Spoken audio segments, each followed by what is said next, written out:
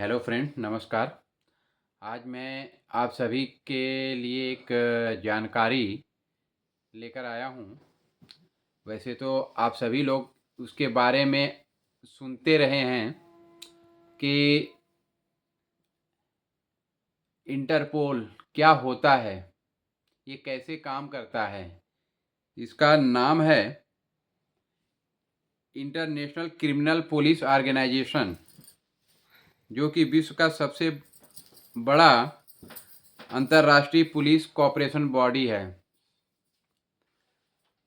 इसमें इसके 196 देश सदस्य हैं और भारत इसका 1949 में सदस्य बना। इसका हेडक्वार्टर लायन फ्रांस में है। बेसिकली ये इंटरपोल बनाने की ज़रूरत क्यों पड़ी और इसके 196 देश सदस्य हैं। होता क्या है कि जब किसी देश में कोई भी ऐसी वारदात होती है, जैसे कोई देश में कोई भ्रष्टाचार करके और बहुत सारे पैसे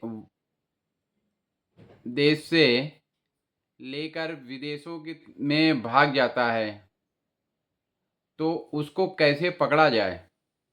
तो उसको, अगर मान लो भारत में कोई अपराधी कोई घटना का अंजाम दे करके वो किसी दूसरे कंट्री को चला जाता है, तो भारत सरकार डायरेक्ट तो किसी कंट्री में जाके उसको पकड़ नहीं सकती है। या कोई भी ऐसी कंट्री है जहाँ पे उसके यहाँ कोई अपराधी हो और वो दूसरी कंट्री में चला जाता है, तो उसको कैसे पकड़ा जाए और उसको कैसे ट्रेस किया जाए, उसके लिए इंटरपोल की मदद ली जाती है, जिसमें कि 196 देश सदस्य हैं। एक्चुअली इंटरपोल का काम क्या होता है कि अगर मान लीजिए कोई व्यक्ति भारत में कोई करप्शन करता है, भ्रष्टाचार करता है, तो यहाँ पे सीबीआई इंटरपोल को इन्फॉर्म करती है मदद करने के लिए। तो सीबीआई पहले तो, एक्चुअली मैं पहले बता दूं कि इंटरपोल में किस तरह के नोटिस जारी करती है। उसके कई कलर कोड होते हैं, जिससे पता चलता है कि कौन से कलर कोड का क्या मायने होता है। तो इंटरपोल जिस प्रकार की नोटिस जारी करती है, उसमें एक होता है red notice. Red corner notice जो बोला जाता है, वह किसी व्यक्ति की गिरफ्तारी और प्रत्यर्पण के लिए वांछित होने की सूचना देता है। अगर कोई व्यक्ति यहाँ पे कोई अपराध करके दूसरी कंट्री में गया, तो उस केस में उसको रेड कॉर्नर नोटिस इशू किया जाता है कि वो देश छोड़ कर के न भाग पाए, या फिर अगर वो चला गया है तो उसको कैसे वहाँ से लाना है। उसमें इंटरपोल की मदद ली जाती है कि वो व्यक्ति कहाँ पे है। उसके बाद में आता है येलो नोटिस। येलो नोटिस मतलब होता है कि जो लापता व्यक्ति हैं, कोई गुम हो गया है व्यक्ति, खुद को पहचान न पाने वाले लोगों जैसे बच्चों को खोजने के लिए जो संस्था काम करती है, उसके लिए येलो नोटिस जारी किया जाता है। जैसे रेड कॉर्नर नोटिस गिरफ्तारी के लिए है, येलो कॉर्नर नोटिस जो है किसी बच्चे कहीं पे गुम हो गया है या लापता हो गया है, कोई व्यक्ति लापता है, तो उसको ढूंढने के लिए जो है येलो नोटिस जारी किया जाता है। ब्लू नोटिस, उसके बाद आता है ब्लू नोटिस, या किसी व्यक्ति के बारे में अतिरिक्त जानकारी प्राप्त करने के लिए, जैसे कि उसका स्थान कहाँ है, उसका लोकेशन क्या है, उसकी गतिविधि क्या है, उसको जानकारी देने के लिए इंटरपोल से मदद ली जाती है। जैसे कि अभी हाल में जो यहाँ पे अपना गोवा में जो एक इंसिडेंट हुआ था फायर का, उसके अंदर में जो 2 व्यक्ति थाईलैंड चले गए थे उनको पकड़ करके लाया गया, तो उसमें ब्लू नोटिस ही जारी किया गया था, ब्लू कॉर्नर नोटिस जारी किया गया था। उसके बाद आता है black black corner notice. Black corner notice में यह मृत व्यक्तियों के पहचान के लिए जारी किया जाता है। किसी देश में कोई व्यक्ति दूसरे देश का आकर के अगर उसकी मौत हो जाती है तो उस परिस्थिति में इंटरपोल जो है उसको ब्लैक कॉर्नर नोटिस जारी करती है। उसके बाद आता है ग्रीन कॉर्नर नोटिस। ये अपराधियों द्वारा भविष्य में किए जा सकने वाले अपराधों के बारे में चेतावनी देने के लिए दिया जाता है। अभी कोई आतंकवादी घटना होती है, जैसे कोई भी हो आतंकवादी घटना हो या टेररिस्ट मीन्स किसी भी तरह के कोई किसी कंट्री के खिलाफ कुछ आतंकवाद फैलाने का हो, अपराध करने का हो, तो उस केस में इंटरपोल को मालूम पड़ता है कि इस तरह की कोई एक्टिविटी किसी देश में होने वाली है, तो उस केस में ग्रीन कॉर्नर नोटिस इशू करती है उस जिस देश में होने वाला है उस देश के लिए। उसके बाद आता है ऑरेंज नोटिस। ऑरेंज नोटिस सार्वजनिक सुरक्षा के लिए खतरा पैदा करने वाली घटनाएं, व्यक्तियों या वस्तुओं के बारे में चेतावनी है। ऑरेंज कॉर्नर नोटिस है सार्वजनिक सुरक्षा के लिए खतरा पैदा करना, सार्वजनिक सुरक्षा के बारे में खतरा पैदा करने वाली घटनाएं, व्यक्तियों या वस्तुओं के बारे में चेतावनी देना। अब सिंपल समझ सकते हैं ऑरेंज कॉर्नर नोटिस अगर देखें तो जैसे कि सिंपल एग्जांपल लें, बहुत ज़्यादा जो है कि बारिश अगर होने की संभावना रहती है तो red alert, yellow alert, orange alert. तो इससे क्या होता है कि जब ये इस तरह की अगर बारिशें होती हैं, इस तरह की घटनाएं होती हैं, तो उससे सामाजिक तौर पे बहुत जो है कि सुरक्षा के लिए खतरा पैदा हो जाता है, तो उस केस में ऑरेंज कॉर्नर नोटिस इशू की करती है इंटरपोल। उसके बाद आता है purple corner notice. Purple notice जो होता है अपराधियों के तरीकों, उपकरणों या छिपने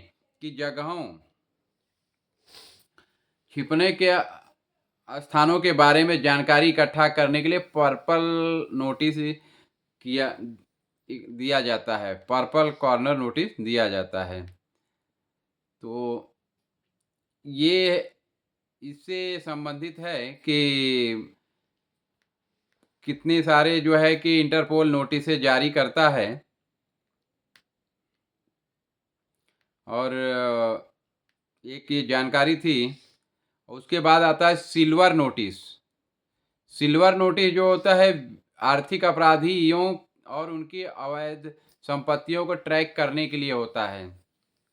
सिल्वर कॉर्नर नोटिस जो होता है आर्थिक अपराधियों और उनकी अवैध संपत्ति को ट्रैक करने के लिए।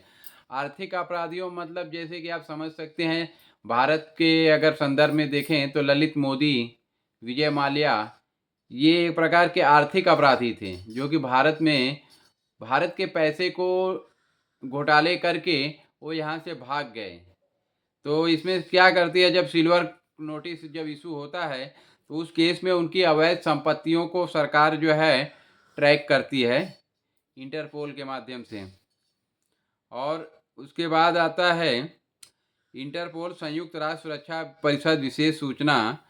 संयुक्त राष्ट्र सुरक्षा परिषद द्वारा प्रतिबंधित समूहों और व्यक्तियों जैसे आतंकवादी के लिए। तो संक्षेप में कहें तो इंटरपोल नोटिस पुलिस को अपराधों से लड़ने और दुनिया भर में सुरक्षा बनाए रखने के लिए एक दूसरे से जुड़ने और जानकारी साझा करने में मदद करते हैं। तो ये जो है इंटरपोल का काम होता है कि हर देश एक दूसरे के देश के जो पुलिस रहती है उससे जो है उस देश के अपराधी के बारे में जानकारी उसको ट्रैक करना, कहाँ पे है उसकी लोकेशन को प्रोवाइड करना, और सारी डिटेल उस जिस देश का वो अपराधी रहता है उसके साथ में शेयर करने का काम जो है इंटरपोल के अंदर जितने भी देश आते हैं उस वहाँ की पुलिस जो है उस के माध्यम से किया जाता है। तो मित्रों ये एक जानकारी थी कि कितने सारे जो है कॉर्नर नोटिस जो है इंटरपोल जारी करती है और किन किन कंडीशनों में करती है। और इसमें डेटा साझा करना है। यह अपराधियों और अपराधों से संबंधित जानकारी साझा करने के लिए एक सुरक्षित संचार नेटवर्क प्रदान करता है। तकनीकी सहायता या पुलिस बलों की विभिन्न प्रकार की तकनीकी और परिचालन सहायता जैसे फॉरेंसिक साइबर क्राइम प्रदान करता है। नोटिस जारी करना, यह लाल गिरफ्तारी के लिए, नीला जानकारी के लिए जैसे विभिन्न रंगीन नोटिस जारी करता है, जो कि अपराधियों की पहचान और पता लगाने में मदद करते हैं। सीमा पार होने वाले अपराधों, आतंकवाद, साइबर अपराध और अन्य संगठित अपराधों से निपटने में सदस्य देशों की पुलिस के बीच समन्वय स्थापित करता है। तो ये कुछ एक्चुअली इंटरपोल, बेसिकली हम लोग सुनते हैं इंटरपोल इंटरपोल इंटरपोल का काम है कि 196 देशों की जो पुलिस रहती है, वो हर कंट्री को, उस कंट्री से जो कोई अपराधी उसकी कंट्री में गया रहता है, उसके देश में गया रहता है, तो उसके बारे में जानकारी जिस देश का अपराधी रहता है उसको जानकारी देता है, साझा करता है। बाद में अगर किसी के साथ में प्रत्यर्पण संधि अगर हुई रहती है, जिसे प्रत्यर्पण मतलब ट्रीटी बोलते हैं, प्रत्यर्पण संधि हुई रहती है, तो उस देश को वो अपराधी को सौंप दिया जाता है। ऐसा नियम बनाया गया है। तो अभी भारत के केस में भी देखें तो विजय माल्या और ललित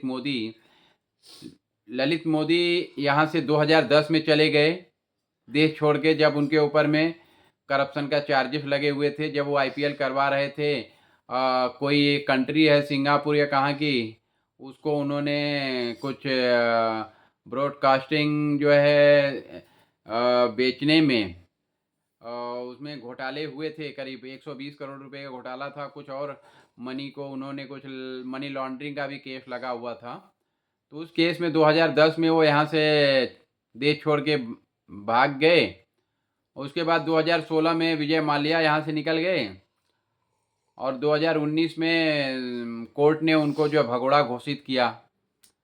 तो ये सब आर्थिक अपराधी हैं जो देश में नुकसान करके, देश का नुकसान करके दूसरे देशों में जाके सिटीजनशिप ले लिए हैं और बातचीत चल रही है, वहाँ पे ही वो बैठे बैठे जो है कि कोर्ट का केस लड़ते हैं इंटरनेशनल कोर्ट में। तो एक्चुअली कोई मतलब नहीं होता है, जबकि ये सब कुछ मालूम है। लेकिन हर देश पैसे का, अगर किसी देश को किसी से पैसा मिल रहा है तो क्यों सौंपना चाहेगा? उसकी सुरक्षा, उसके सिटीजनशिप ले लिया वहाँ पे, सिटीजनशिप ले लेने के बाद वहाँ का नागरिक हुआ तो अपना नागरिक समझ के जिस देश से वो आया रहता है उसको सौंपना नहीं चाहता है, क्योंकि उससे उसको फ़ायदा हो रहा है। तो कहने का मतलब इसमें भी कहीं न कहीं कुछ न कुछ तो दूसरी कंट्री भी ज़िम्मेदार रहती हैं कि ऐसे अपराधी को अपनी यहाँ शरण दिए रहती हैं। ये सुनील चौकसी है, वो भी एक है जो कि आर्थिक अपराधी है।